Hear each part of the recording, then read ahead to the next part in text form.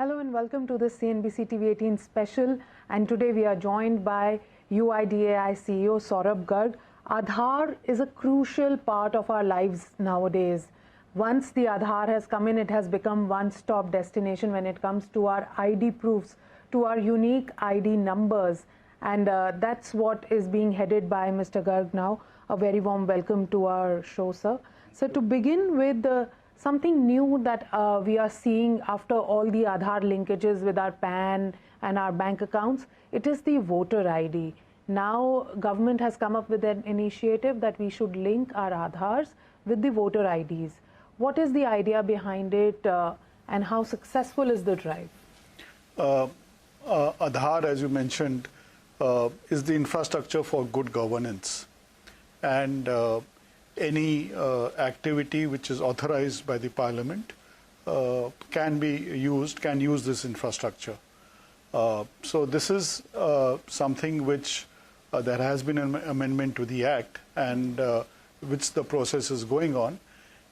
This question would be more fairly asked by the Election Commission of India, because we only provide the infrastructure for good governance, and different agencies are using it. As you mentioned, PAN has been linked with Aadhaar, and we provide that infrastructure to be able to verify whether the person who claims who is, whether they are that person, and the actual activity is done by each agency.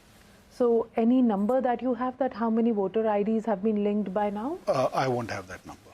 Okay, but the drive is still on, and by when do you think it will end? These are all questions which the Election Commission can answer. Okay. Coming to the next, there was a recent circular that your department had issued to state and central governments to ensure that there is better governance, there is better understanding, there is better linkage to the subsidy schemes that Government of India gives. That too is part of the good governance that government has been working on. What was that circular, if you could explain us? So what we have said is that there are a number of programs and schemes which use Aadhaar as the basis for deduplication and also removal of ghost beneficiaries. The actual benefit of this deduplication and ghost beneficiaries happens when there is authentication with the Aadhaar ecosystem. Mere collection of the number itself is not adequate unless and until that number is authenticated to check whether that person is actually that person who they claim they are. So I think it's that is the only clarification that we have given, that whenever such kind of usage of Aadhaar is done, it would be best if it is actually authenticated by use of the online authentication mechanism. There are also offline verification is possible. So either one of them, people can use, the departments can use to actually make full use of the benefits of Aadhaar. So to ensure that the benefit is passed on to the right beneficiary is what Aadhaar has asked the states and center, that Aadhaar authentication can actually help bring the leakage to the minimum possible. Absolutely.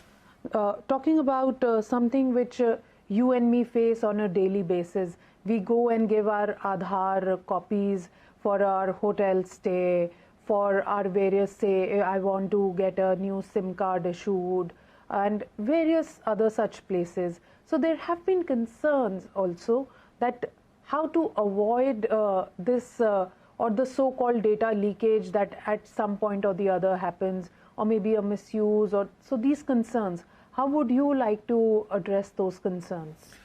So first of all, I would like to mention that everyone should be assured that our cyber security systems, our information security systems are of the highest order. Even the Honorable Minister in the Parliament recently had mentioned when there was a specific question on leakage of data, so-called leakage of data. Our systems in UIDAI, in Aadhaar, are best of class, and there's no question of any leakage of data. Very often, there are different agencies, as you mentioned, hotels and others, who like to ask for some kind of identification proof, and people use Aadhaar as a preferred means of identification. Even in that, our attempt has been to explain to the ecosystem that the benefits of Aadhaar are best obtained when actually some authentication is done or verification is done. Mere having possession of a number, the Aadhaar, the 12-digit number, that in itself doesn't really help in identifying anyone unless they authenticate with our database and to check whether that person is that person. I would also like to mention out here, people should not have any apprehension that even if someone has their Aadhaar number, there can be any harm provided to them, because the Aadhaar number works along with the biometrics or through a mobile phone when an OTP is sent.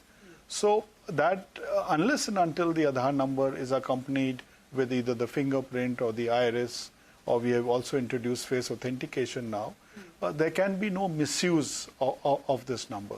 And we are also explaining to the ecosystem what is the best method of usage of the Aadhaar infrastructure, and I think our efforts will continue in that direction. When it comes to telling the ecosystem also that what could be the best efforts to ensure that Aadhaar is used in the best possible manner to have the leakage as least possible, is your department coming up with some guidelines for general people also who are Aadhaar holders, that what should they keep in mind while giving out their copies, or something, a checklist sort of a thing that we as aware citizens should also do to protect our data? On that, all I would like to say is that we have mentioned that earlier also, that people should exercise the normal prudence. And by normal prudence, we mean just as if someone was asking your mobile number or the bank account number, you would at least try and find out why that person is asking for the mobile number, what use is that person going to do with, let's say, the mobile number, and how is that person going to store that mobile number wherever that person is going to store. So these are the normal prudence we expect people to exercise. Coming to something that you spoke about, face authentication, that is something new, because till now what sort of verification processes we knew was, say, a mobile OTP, or maybe if I have been asked for my biometrics, which is very rare, only at visa or say passport facilities or airports is where we are asked about that. What is this face authentication? Yeah. So in the Aadhaar, when the Aadhaar enrollment is done, as you're aware, we take a photograph of the person who's enrolling themselves, the fingerprints and the iris. During COVID, a lot of people expressed apprehensions of using a touch a facility, for example, the fingerprint, where multiple people might touch the same device. Yes. So there was a need to have an authentication mechanism which is touchless, and which is also much more easily available to an individual.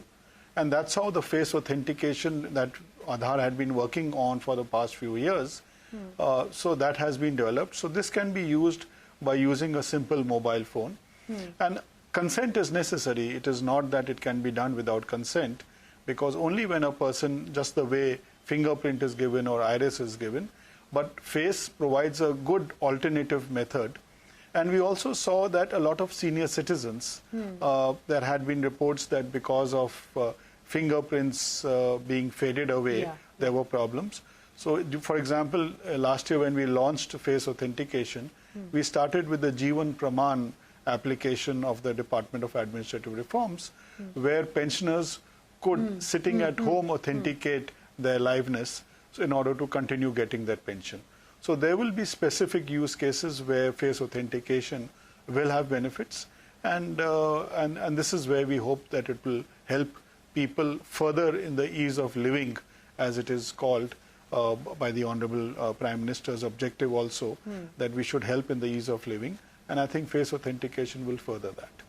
When we talk of DBT, that has been one of the core areas where Aadhaar services have actually helped the government in keeping up good governance. Leakages are the least when it comes to the linkage of Aadhaar with our direct benefit transfer schemes. If you could elaborate on that, sir. There are nearly around 1,000 odd schemes of the state governments and the central government which use the Aadhaar system to deduplicate, that is, if there are the same person is occurring twice, to remove the second occurrence, and second also to remove ghost beneficiaries where beneficiaries actually don't exist. So a combination of these two, by deduplication and removal of ghost beneficiaries, the DBT mission, which is under the Cabinet Secretariat, they have done an analysis and calculation of the kind of benefits that have occurred to only the central government in 5 or 6 major sectors. And their assessment is that more than 2.2 lakh crores have been saved. And as I mentioned, there are more than 1,000 odd schemes, around 300 or so of the central government and around 650 or more of the state governments. So this saving is limited only to a few of the central government schemes. So the benefits that have accrued both to the people in terms of being able to get funds directly into their bank accounts, as well as to the state governments and the central governments, is of orders of magnitude much higher. And I can also add one other thing, that during the time of the pandemic, people could not physically visit their bank branches. Yes. But because of the availability of the Aadhaar-enabled payment systems, people living in village areas could access their bank accounts, could actually make deposits into their bank accounts, could withdraw from their bank accounts. Also, the funds that were provided by the central government under various schemes and programs, even that could be withdrawn by them sitting in their villages, even if there was no brick and mortar branch available in that village. Our Aadhaar model has been globally renowned, and of late there have been many countries who are actually expressing interest in adopting the model. Yes. If you could talk to us about that. The Aadhaar architecture is unique in the sense that we use open source architecture and we use open systems, and therefore that reduces the cost of implementation, while at the same time it's much more robust because it's working on open systems where you get feedback from a large number of sources.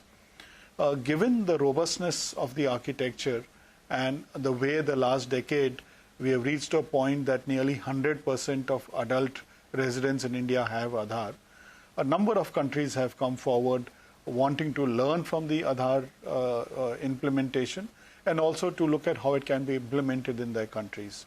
So on a regular basis, we get delegations from different countries.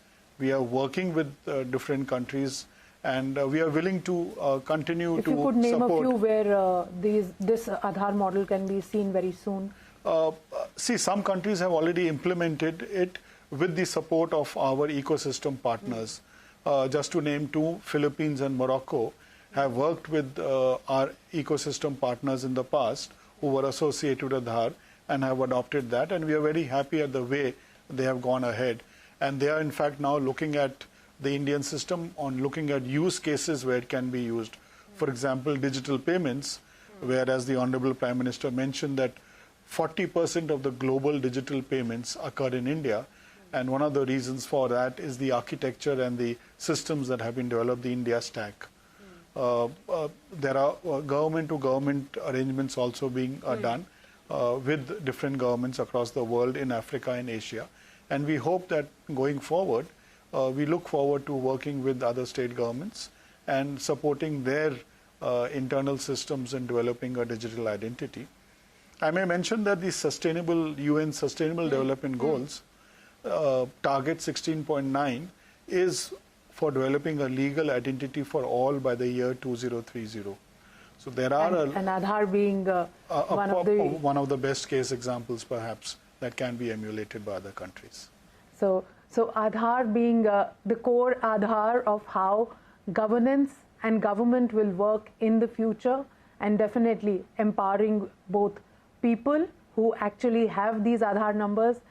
Just to give some data, 133 crore people in India have their Aadhaars, including children, and there's hardly any or a negligible number, as we say, is when it comes to duplication. So Aadhaar has definitely eased a lot of our life issues. That was Saurabh Garg talking to us.